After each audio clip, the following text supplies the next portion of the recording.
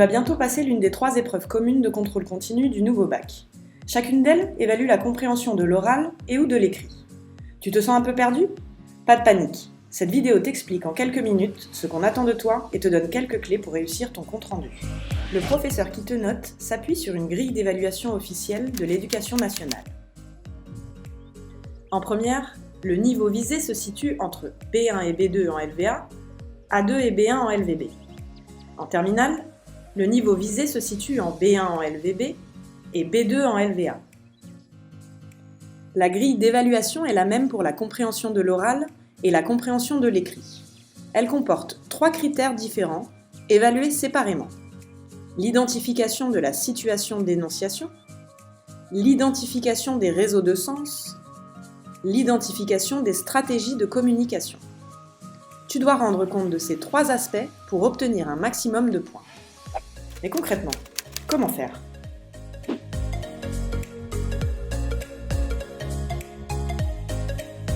Concentrons-nous sur le premier critère d'évaluation, l'identification de la situation d'énonciation. Il s'agit de replacer le document dans son contexte en démontrant que tu as compris qui parle, à qui, où, quand et dans quelles circonstances. Souvent, en compréhension de l'oral, la question est formulée en ces termes. Pour la compréhension de l'écrit, tu trouveras plutôt ce type de consigne en langue cible. Tu dois aussi essayer d'identifier les éléments implicites qui permettent de saisir la situation d'énonciation dans toute sa richesse. Pour t'aider à identifier la situation d'énonciation, tu dois chercher les indices suivants. Pour trouver qui parle, pense aux sources du document. Attention, l'auteur n'est pas forcément celui qui s'exprime dans le document. Ensuite, pour identifier l'énonciation ou le destinataire, repère les pronoms personnels et déterminants comme je, mon, nous, notre. S'il s'agit d'un document audio, repère les différentes voix, leur ton. S'il s'agit d'une vidéo, identifie les personnes qui s'expriment. Note bien les informations qui peuvent être incrustées dans les images. Par exemple, nom, âge. Sois aussi attentif à la voix off qui peut apporter des informations essentielles à la compréhension. Pour répondre aux questions où et quand, repère les indices de lieu, les dates ou indications temporelles et les temps verbaux. Dans une vidéo, ces indications peuvent être incrustées dans l'image. Meine Mutter liebt es natürlich, mit ihren Enkeln und Urenkelkindern zusammen zu sein. Und da gibt es, glaube ich, keine bessere Lösung als die wir gewählt haben. Tu pourras trouver le thème général du document grâce aux éléments paratextuels comme le titre, le sous-titre ou encore l'iconographie. Enfin, pour identifier l'implicite de la situation d'énonciation, appuie-toi sur ce que tu sais déjà de l'auteur, de son époque, des lieux évoqués, du contexte sociétal ou historique, des problématiques liées à l'axe indiqué en haut du dossier.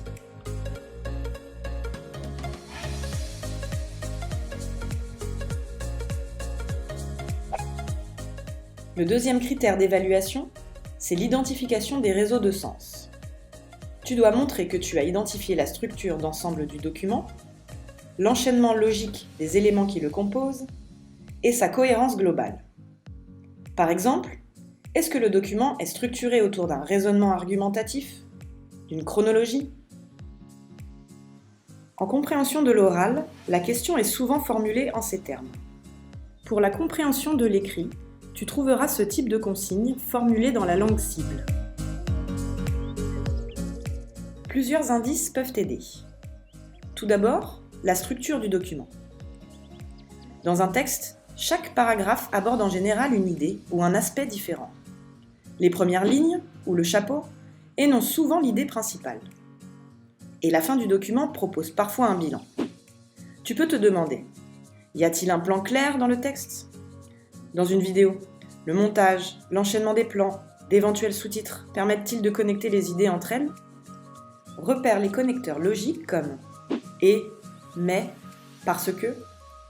Les connecteurs chronologiques tels que d'abord, puis, enfin. Et les dates pour identifier la logique des idées ou la chronologie des faits. Le temps des verbes et les changements de voix sont aussi des indices précieux pour comprendre la chronologie, les sauts en avant ou les retours en arrière dans le texte ou la vidéo.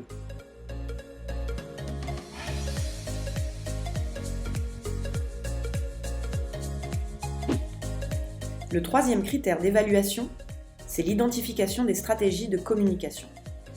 Tu dois montrer que tu as compris dans quel but a été conçu ce document. Tu dois donc expliquer sa fonction, sa portée et comment l'auteur s'y prend pour transmettre son message.